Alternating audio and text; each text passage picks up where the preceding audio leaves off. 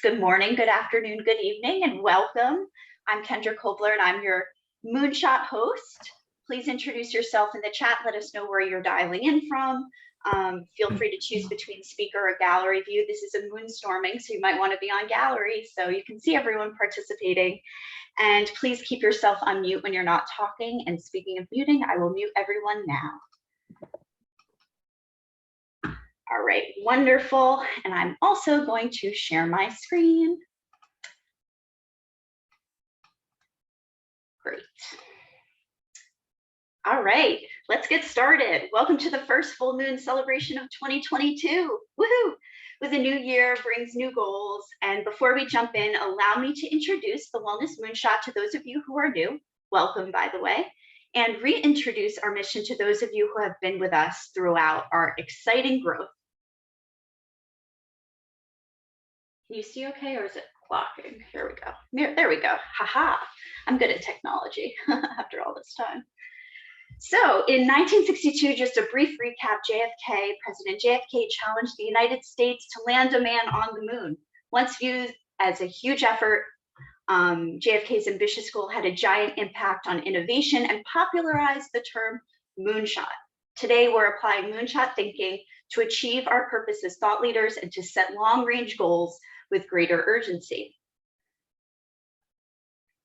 Since the launch of the Moonshot in 2017, the GWI aims to bring together global wellness enthusiasts from scientists, doctors, health experts, and advocates to eradicate preventable disease worldwide. Here is the founding team of impressive wellness pioneers, including Dr. Carmona, Dr. Roizen, Dr. Wild, Dean Ornish, Louis Schwartzberg, Sue Harmsworth, among many others, too many to list. And since the beginning of 2021, so a year ago, we have grown by over 1,000 organizations that pledge to bring the Wellness Moonshot to 3 million globally. So that means our current figures are 45 organizations and individuals participating, impacting 155 million individuals worldwide. But because this is a moonshot effort, we want to double our figures in 2022. So this is a big goal. We aim to reach 9,000 organizations and individuals impacting 300 million globally. And I include this link at the top, which is the link to our counter, which is a real-time update. So you can always see the active number of people participating live at any time. So you can track our progress as we go throughout the year as new people sign up every day. And to support this goal, we have two different calendars. First is our 2022 Wellness Moonshot calendar, and we'd like to note that is now evergreen, meaning there is no year printed on it.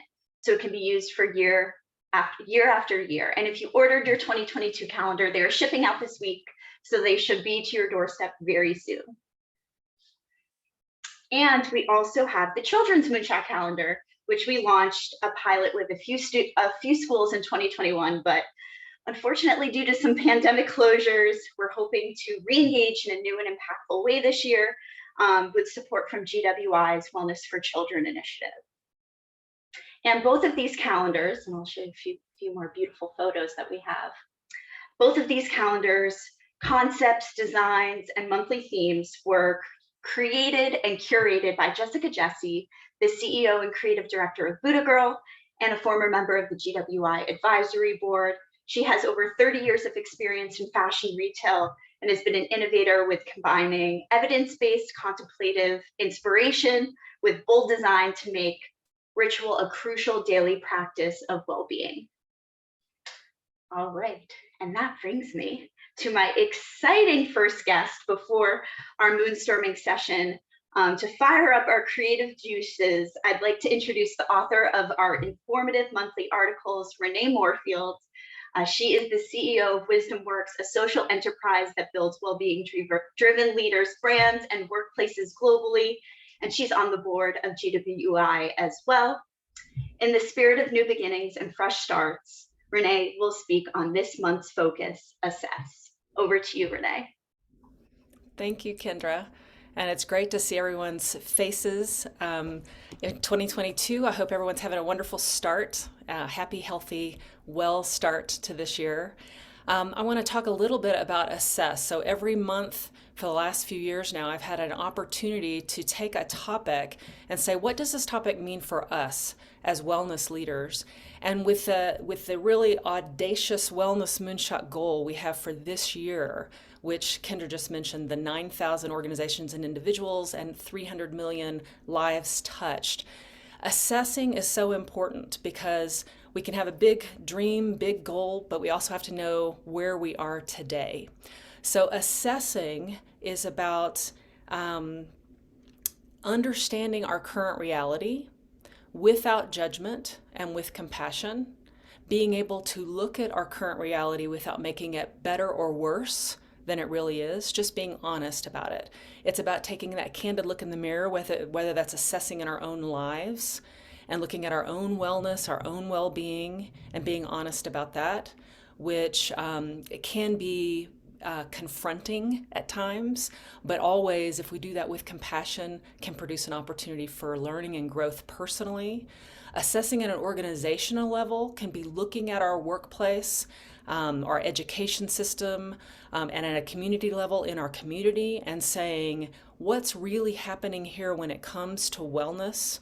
Who is being supported? What communities are defining what wellness means that everyone else is being supported by? And assessing at a global level can be looking at whole societies and nations and saying, what is their well-being? I know from a lot of work that we have done, when you look around the world, there are at least 20 to 22 different types of assessments at a country level that countries are saying well-being is that important. It's not about just gross domestic product or gross national product. We need to create environments, whole societies where people thrive. If you look around, we know that that is not happening for everyone today. So assessment is also about a pathway to inclusion. And this year, we are going to spend a lot of time each month talking about how do we make our wellness strategies and our wellness leadership much more inclusive than it's ever been before. What does it mean to have wellness for all? And I've been using the hashtag wellness for all because it's that important. So what I would like for you to do right now into chat is put your region of the world, so maybe it's your city, or maybe it is a little town, or maybe it's a nation, and write down what voices are not being heard yet. What voices, when it comes to wellness and well-being, are not being heard or supported yet. Because these are the communities that we want to make sure are absolutely included in this Wellness Moonshot, making wellness for all. So if you'll put that into chat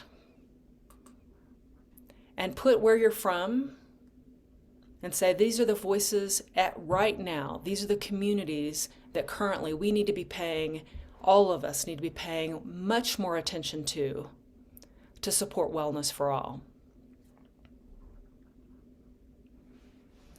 Okay, so in Paris, France, community in the suburbs, immigrants. In Canada, indigenous peoples, we can say that like all over the world. Fredericksburg, Texas, hospitality workers, the homeless in Seattle. In Canada, indigenous people and needing to connect with nature. All right, you all are faster than me for sure. Panama, the indigenous people. Chicago, low-income populations. Seniors, yes, seniors.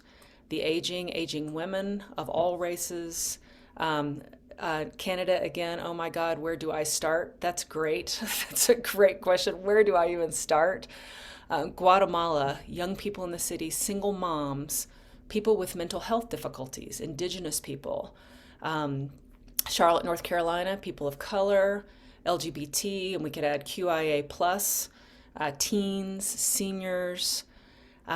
So keep writing this because we want to make sure that this year we feature stories of how wellness can be a pathway for all. And if you all have those stories, ways that you are leading wellness programs, wellness services, utilizing wellness resources, having wellness strategies that you feel should be featured in the Wellness Moonshot. We want stories from all over the world. Please let Kendra know. Thank you all. Thank you so much, Renee. That's a great way to start thinking as we get into our moonstorming, the communities we want to reach. So empowering, and this is such an important moment to assess. So thank you so much for joining us and leading the charge. And now I'm excited to introduce, and I'm also going to share my screen again, Christine Clinton, the chair of GWI's Wellness for Children initiative, and she works closely with the Junior Genius Global School in Dublin, Ireland. And she's here to speak to January's children's calendar topic, Eat Healthy. And I know she's the perfect person to touch on this because she sent me this photo last year. And I've never seen such admiration for freshly pulled carrots. This is a photo from the school. So over to you, Christine. Oh, that's a great picture, Kendra. Thank you. Good morning, everyone from the suburbs of Philadelphia. I just had a dental procedure this morning, so I still have a funny lip, so forgive me for the crooked smile. But yes, the children and healthy eating. We actually had some filming in Ireland just before I left to record how easy it is to prepare healthy meals and having children help with us. And so you may be familiar with the book. Actually, I think it was Seinfeld's wife. I forget her name and I should remember. But when my boys were young, that book was very popular. It was about hidden vegetables and how to hide vegetables if you have a fussy eater. And I think we're past needing to hide the veggies now, because I think if we could talk to the children about what is in a vegetable, why does it help you? This will help your superpowers. If you eat these veggies, you will have better muscles and you will be able to run faster and swim longer. And some of these activities that we want the children to take ownership of their own health. That's one of the key things about the initiative, because it isn't the government's job to make your child well. And I know some parents are very overwhelmed and feel under-supported in this area of healthy food. It's much cheaper to buy something at McDonald's than it is to go to Whole Foods and buy a couple of organic apples. We know that. So unfortunately, but we want to try and change that. And I think deceptively delicious, that's it. Yes. Thank you, Nancy. That was it. And I use that a lot. And in fact, as I said, we last week had a talk with some parents about that. But the children really love it if they're involved from the beginning. We found in our program that if the children planted the seed and watched it grow, and then nursed it to be an actual vegetable or fruit or strawberries, because they're easy to grow, even in Ireland with a lot of rain. But they could still harvest food, and their little faces, as you saw on that, was great. And I think if we have a program that is, whether it's funded by local businesses, to do that. I mean, it's really not that expensive. I just really feel that it will be wonderful if we could just start at the very beginning, that every school program has a wellness program. And that starts with just the simplest of things, apple seeds, anything that you can buy pretty cheaply, and let them grow in their classroom and take ownership of that little plant until it grows strong and becomes something else. So we definitely will encourage that. We have simple recipes that I'd be happy to share with the group afterwards. We made healthy mac and cheese the other day with cauliflower, courgettes, peas, and broccoli. And it was really good, and non-dairy sprinkled cheese. But anyway, it was really good. So if I'll share that recipe if anybody would like to know. But we've been doing the program in Ireland for 4 years now, and I have to say that that's the favorite thing, when the children are getting their hands on the soil and they're starting to lay the foundations for where they're going to plant their seeds, and then watching it grow. And every day they have to come out and they have to water it, or they have to look at it. In fact, we even do positive affirmations. We might be gone too far on this for some people, but I think it's great. So they say a positive affirmation to the plant and they say it to themselves. And it becomes one with them, and they love it. And then they get to take home the carrots at the end of the day and have a family dinner with it. So we're looking at the whole cycle of healthy eating, and it's been a joy for us, and the children love it too. So happy to share anything with you afterwards if you wish. Amazing. Thank you, Christine. Great inspiration. We love those recipes. So smart to hide the vegetables. And we're so happy to re-engage the Children's Moonshot this year. So thank you so much for joining us and supporting the initiative. Thank you. Awesome. So now we are going to transition into our moonstorming, where your ideas will shape the future of this important initiative. First off, what is a moonstorming? We think we're aiming for it to be an out-of-the-box brainstorming session with the ultimate goal of eradicating preventable disease worldwide. Please keep in mind a few best practices when participating in this type of interactive group thinking. First, welcome wild ideas. This is a creative, judgment-free zone. Second, build on the ideas of others. We're always interested in cross-collaboration, and we're a team here. And keep in mind that it's not only about seeking answers, but coming up with new questions we should be asking about this pressing problem. So first, as a warm-up exercise, I will present a few questions on the screen, and please type your answers in the chat. This is a fun opportunity for everyone to participate at the same time, so jump in and be bold. And then after these few chat questions, I'll pose a single overarching question to the full group, and we will go around and share one by one. All right, so I will share my screen again and get ready to type your answers in the chat. So first up is, how did you use the Wellness Moonshot in 2021? You know, what key learnings and takeaways came out of those monthly inspirations? And as a little refresher, I have prepared the themes from last year to jog your memory. I wonder if you had a favorite one. I think one that really jumped out to me was Learn from September, because we focused it all around children, and that inspired us to re-engage the Children's Moonshot calendar and bring in the Wellness for Children initiative. So please start, sharing if anything comes to mind.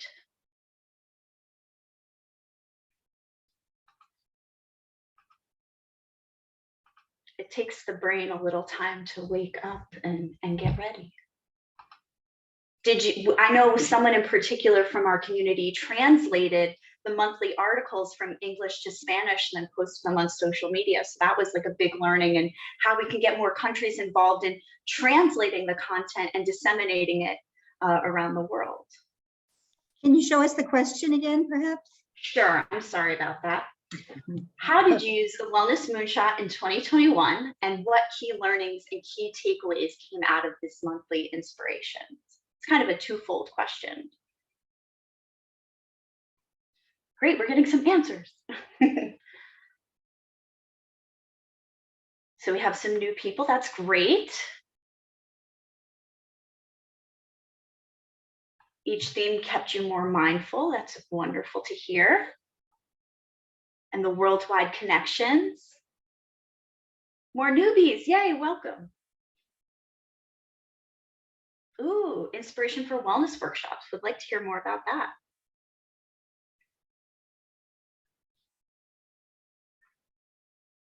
Great. Looking around and seeing the little things, that is important. Okay, great. Well, keep the answers coming. I'm going to move on to the next question just to keep the momentum. How can we better support you and your wellness outreach? What's working and what's not?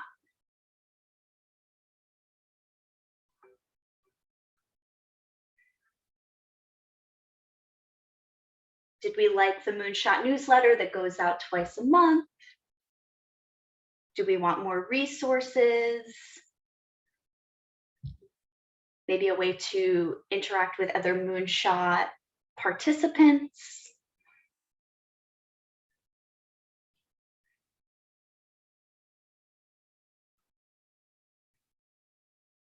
And Susie and Nancy, if you see any responses that really resonate with you, feel free to read them out loud. I feel like I'm triple multitasking here.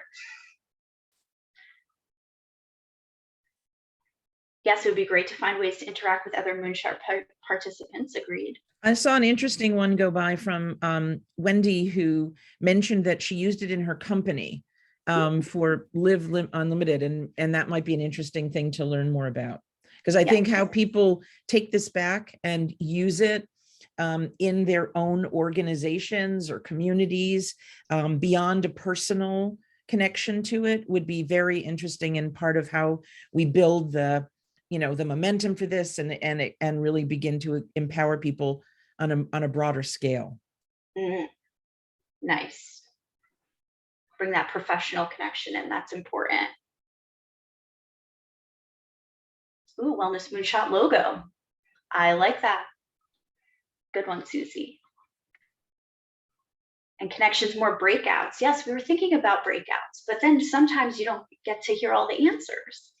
And then someone asked about a Facebook page or some other way for people to Mm. connect more continuously. I think we get a fairly consistent group coming to these calls, massive amounts of people involved through the calendar and through the website. But I think, you know, it would maybe be interesting to find a way to keep people connected who are interested in this beyond the calls. Yes, that makes sense. An insular way to kind of communicate in the meantime, for sure. You can build working groups. Working groups, yes. These are great answers. Stay connected. Great. Okay, I'm going to keep going to our next question and keep thinking about this. All right, if the GWI were to curate a Moonshot toolkit with resources created by people within our circle, what would you hope to see? Because we know a lot of you are creating wonderful content and we want to kind of put it all in one place and share it, such as a movement meditation playlist or breathwork videos. Just an idea we're thinking about.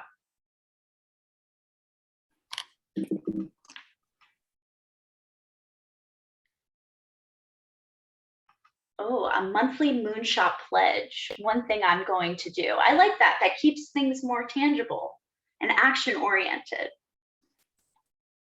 Activities, music, books. Jessica, send us your ideas. That's a great idea. Meditations, movement, and breath work would be welcomed. We will have some movement later on this call.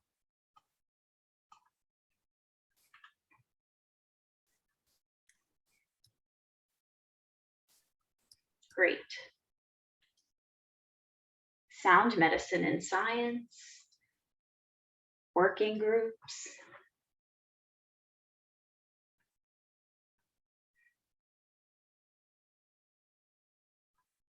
Ooh, yes, it would be good to continuously build on the toolkit, and it lives virtually, so it can only grow.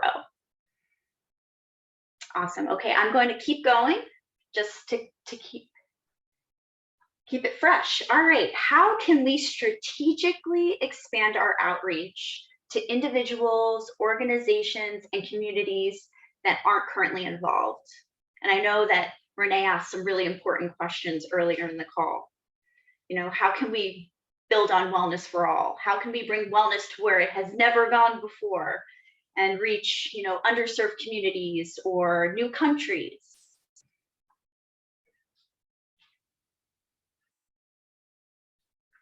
Connection is vital.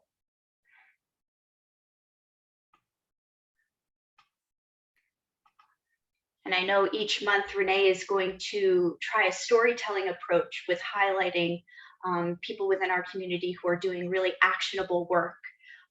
Because storytelling is really such a fun way to bring light to these things.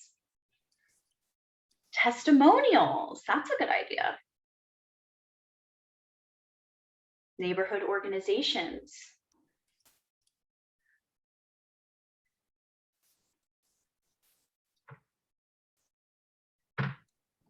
There are a couple of comments about an ambassador program, and I think that means a Moonshot ambassador program. Just to be clear, there's an ambassador program with the Institute, but I think this is meaning to be a separate program, like you're a Moonshot ambassador, bringing the word of the Moonshot out. So I just want to clarify that so it doesn't get confusing even for us. Thank you, Nancy. And more answers about, oh, Wellness Moonshot astronauts. Oh, I like that. Good job, Renee.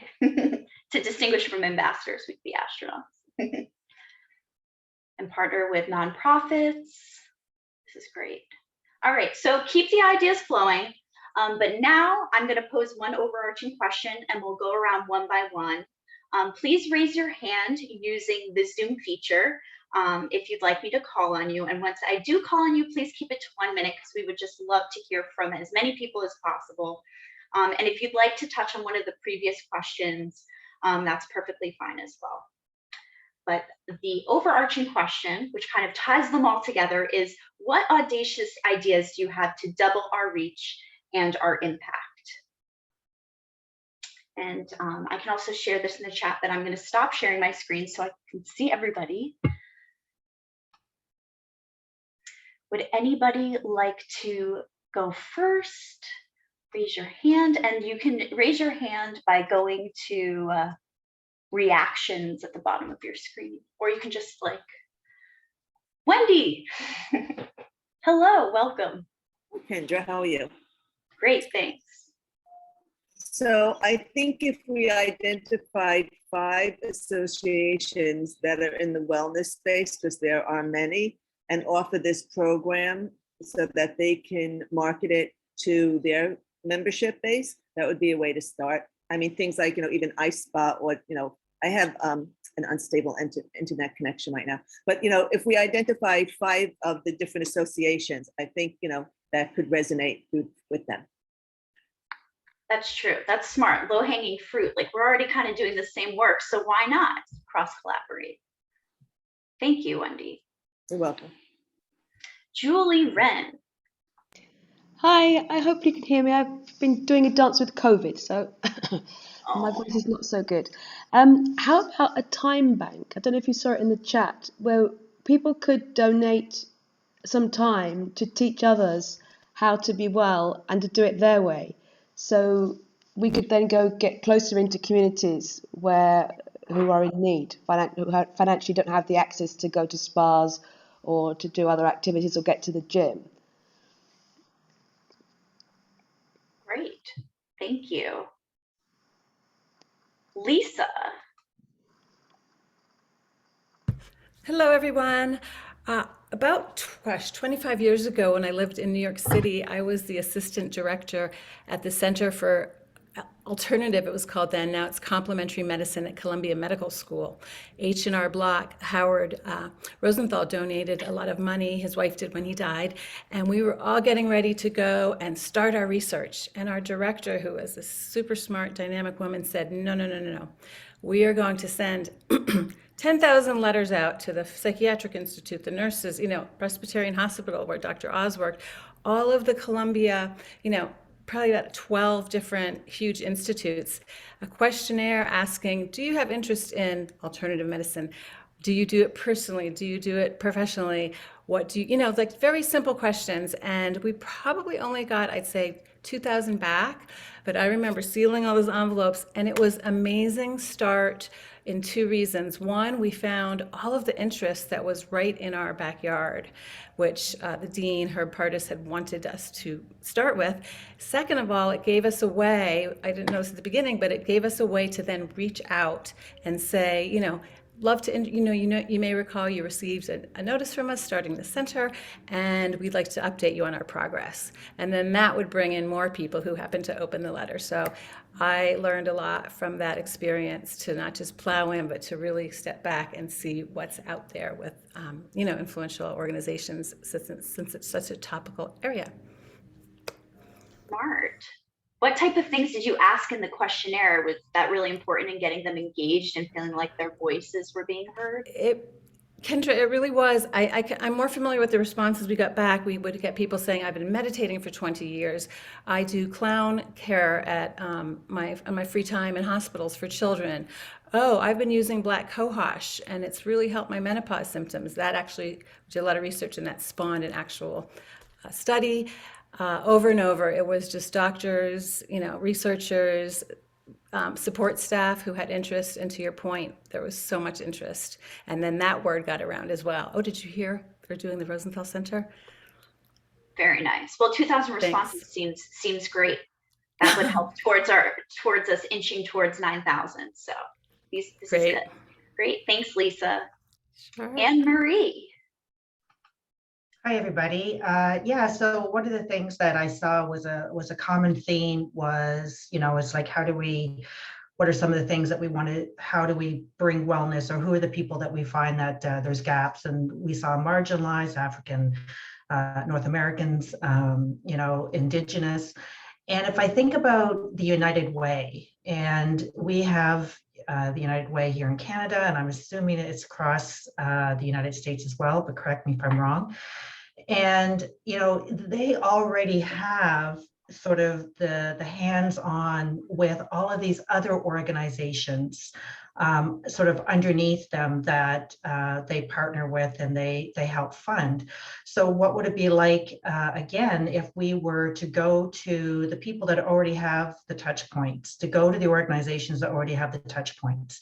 And the United Way, I think, would be a great starting point to start getting involved with more non-for-profits, and also to touch all of these sort of marginalized communities that we aren't necessarily touching on and that can't afford wellness within their organizations. I actually have a talk with meeting with a not-for-profit, Ronald McDonald House executive director this afternoon, to see how I can, pay it forward with their organization to bring wellness into and talk wellness with them.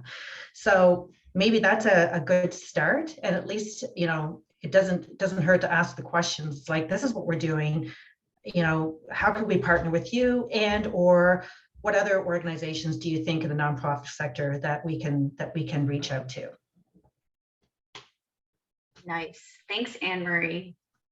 That is very smart to delve into those touch points that are already established. Why wouldn't we? Suzanne.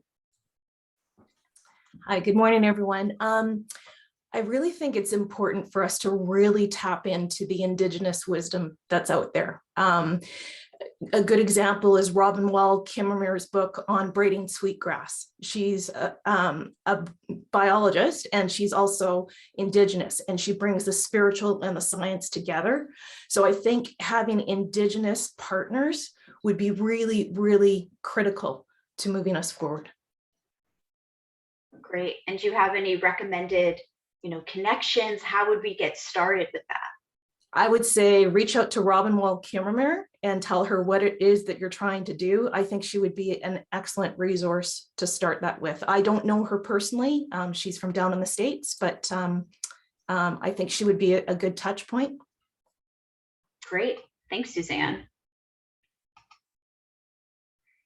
Don't be shy. You can raise your hand the old-fashioned way if you can't find the button. I can also do a recap of all of the questions because I feel like Nancy. Yes, I was just, there's so many great ideas and people's energy is so up. I think, one thing is that we probably need to have a committee of the people on this, call that really want to take some of these ideas forward, who have the connections to the other organizations, who have businesses that are involved with United Way or, working in some other way. Same with corporations. If you work for or know, or a spouse or friend of yours works for a big corporation, what's the harm in, sending them a few calendars and having a program, having somebody who's on this call show up somewhere to deliver some of this information? I'm thinking Ronald McDonald House, which is very big in New York and other places. What a wonderful thing for the kids at a children's hospital. There are so many ways to sort of take this forward. And so I think, we may need to deputize a Moonshot roadshow committee that takes this, and gets the message out. I would also say, are there anybody connected to like a celebrity, an influencer, not somebody whose, life's work is being on, TikTok, but somebody with some serious connection to wellness, that has a child, You know, that, I mean, children are an enormous focus these days with, you know, with what's happening with, you know, mental wellness and in schools and everything else. They're just, you know, maybe there's someone who can help really expand our visibility, which certainly helps. We're also reaching out to the astronauts and the time shifter folks who were at our summit this past year to see if we can't get some of these calendars into the space station and make a little noise about that. So, you know, we want to think big about all this. And I do think that storytelling, which Renee touched on, which I put in the chat and others have as well, you know, I do think that that is a really powerful personal way to, you know, move the needle on some of these things. So I just wanted to throw out all those things, but I think it may be time to form a committee that can take this forward with people who've got connections. And I think some people have raised their virtual hands about that. Love it. Thank you, Nancy.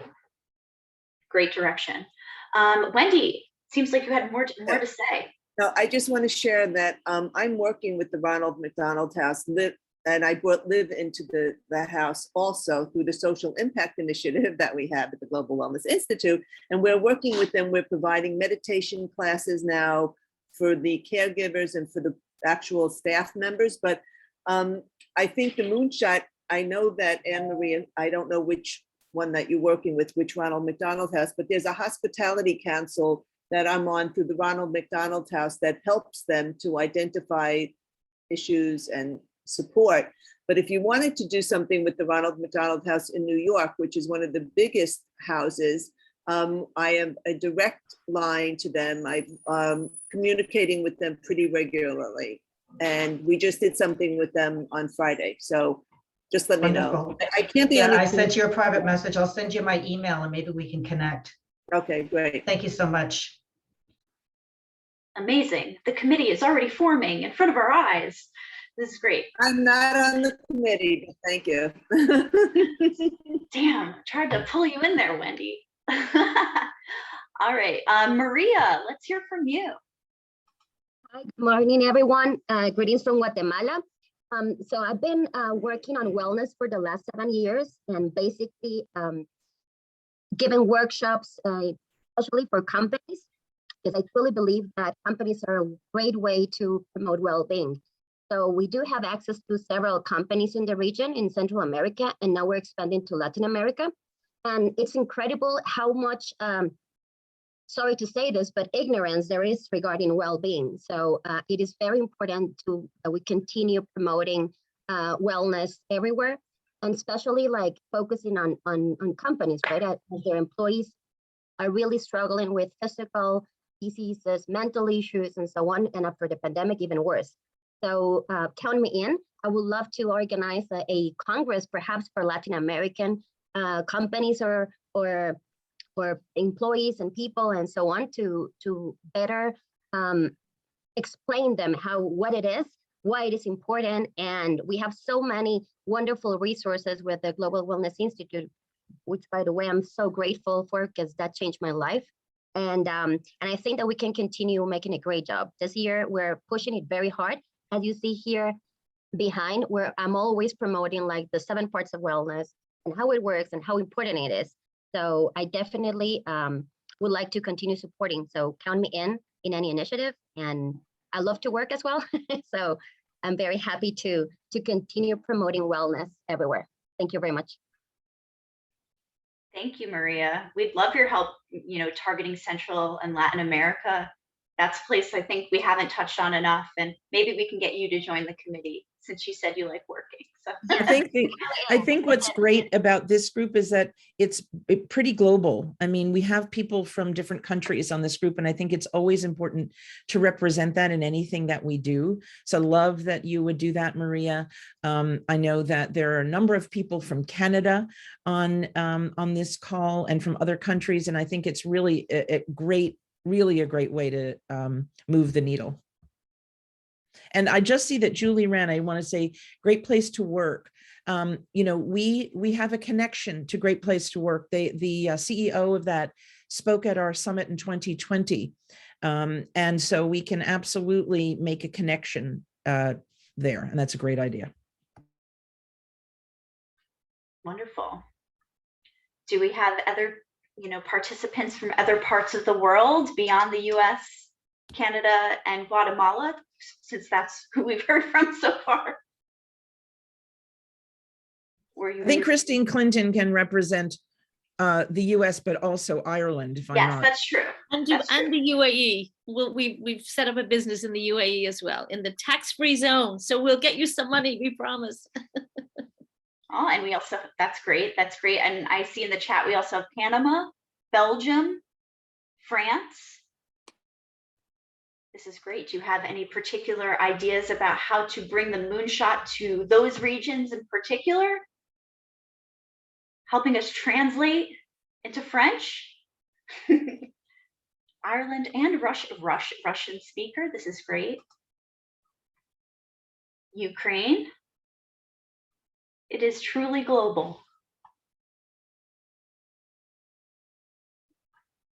So what audacious ideas do you have to double our reach and impact? That's the latest question. Or if you were interested in how to reach underserved communities or creating a toolkit, how can we better support you? These are kind of the questions that we're thinking about. We have a few more minutes before we talk about more. Lisa, do you have more to add? I do. I know that on the wellness trends, Hollywood and movies, films are, I think, still up there. Yes. There are a lot of outreach abilities in that area. I specifically know a friend named Jeff Burnett who has been in these calls several times. They've just put out several movies, and they do a lot of movies on the side. They do blockbusters, and he absolutely loves these calls. He might be on it now. Hi, Jeff, if you are. So it's just, I'm happy to reach out to them and introduce you to them. However, just that whole area, especially since it's on the trends and it has such wide exposure with streaming and everything. So that's great. Yeah, we are looking for that type of exposure and that creativity too. Yeah. Thank you, Lisa. And I'm sorry if I mispronounce your name, Merlimar? Merlimar, or Merli is fine. Merli. It's okay. So Hello, beautiful. good morning. Yes, I'm Venezuelan, but I live in Panama since 6 years ago. And I'm happy to be here. It's my first time. But here in my country, in Panama, we promote wellness. I have a place. It's not, right now it's a virtual place. It was a physical place before the pandemic. The pandemic is the La Cueva de Sal. And we promote wellness, we do meditations. And yesterday we had a meditation and we have a group. And always we are sharing tips, practice about wellness. So I really like the idea to do something else here.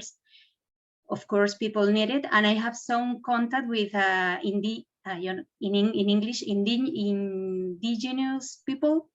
The community Emberaquera is the name of the community. So we have done with them some activities together when we talk about wellness, but at the same time, we talk about the elements of the nature and we connect their culture with us. And it was a really nice experience.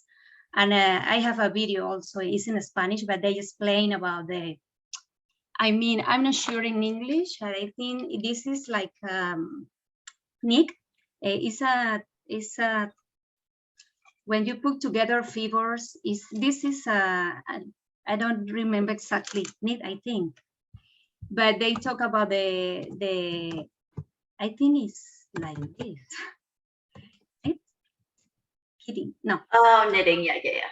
Yes, nice. I think it's like this. So they explain how is the process, and it's really interesting. Have the opportunity to share with people from the different cultures, and it's an idea that for me has been really, really nice. And I like the idea to share the things that I can from here, from Panama. This is my comment right now. Thank you, Merli. That's so smart to tie it into culture. And I think that brings up a question for me, that what Maria was talking about is there's this like ignorance or skepticism around wellness. And I don't know if you're experiencing it in your part of the world too. I mean, I know that Guatemala and Panama and Venezuela are all separate countries, but I wonder if there's like a cultural tie, perhaps. Sure. Thank you for sharing.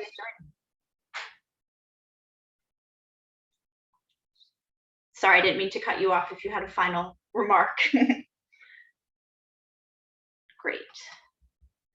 All right, we have time for about 1 or 2 more comments, so get in now while you can. Any fiery ideas? Christine. I have one.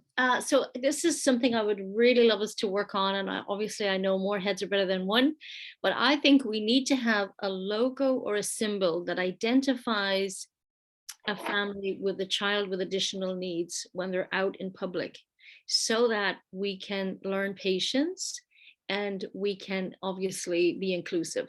I've seen this multiple times at airports, and it's heartbreaking. It's heartbreaking when a parent their child is having a meltdown on the floor and people are going, get that kid, this kid is this, and this child needs manners, and really the child is overwhelmed by the senses of what's going on in an airport. And it happened to me just recently at Heathrow, and it was really, really sad.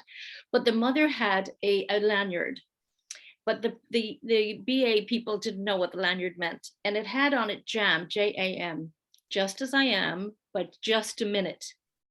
So just a minute is a way to say, give us a break, please, people, and don't judge us because my child's on the floor screaming, and the person wanted to take a photograph, their eye, a retina scan, and the mother was trying to hold the child up to the retina scan, and the child wouldn't comply, but she was about 3 or 3.5. Anyway, it was really one of those moments, and I thought to myself, now this is something we need to discuss with the GWI, because we have to change that perception. So I have a couple of our parents in our school that have children with additional needs, and they particularly have sensory integration issues and are on the spectrum. So the language is a big deal. The language is very important, and globally it hasn't been agreed upon as to, do we say autistic, do we say on the spectrum, do we say special needs?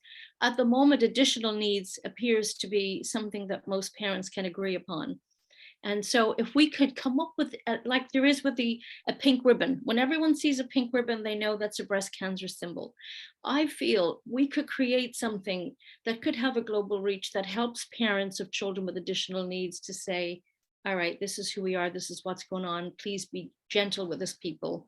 My day is difficult enough as it is. So anyway, that's my thought. Thank you, Christine. That's very smart. To practice that compassion and patience, and how we can incorporate that into the Moonshot and the Children's Moonshot. And it's a perfect segue, because I did see that our January Moonshot prize winner just had, I think, her own kid in the background of the call. Katie Miller. Hi, Katie. Welcome. I'd love to introduce Katie. She is the founder of Self-Care Consultants, which is based in Canada. And her response really nailed the essence of assess, our January word. So she shared how important it is to assess our options before taking action to better distribute our energy and limited resources to have the greatest impact. So that's the goal of our moonstorming today. So Katie, we'd love to hear from you for about a minute about your work. Thank you so much, Kendra, and everybody on the call today. This is my first call, and I have taken a big leap and started Self-Care Consultants really just at the 1st of January. And my vision is to be a self-care and wellness coach and move people towards a place of kind of acceptance of who they are. For me, mental health and mental wellness is a big factor of my complete wellness, and so something I want to help other people with and build towards a society that really does speak to and uphold the value of personal care, knowing that then we all have an overflowing cup that will benefit each other.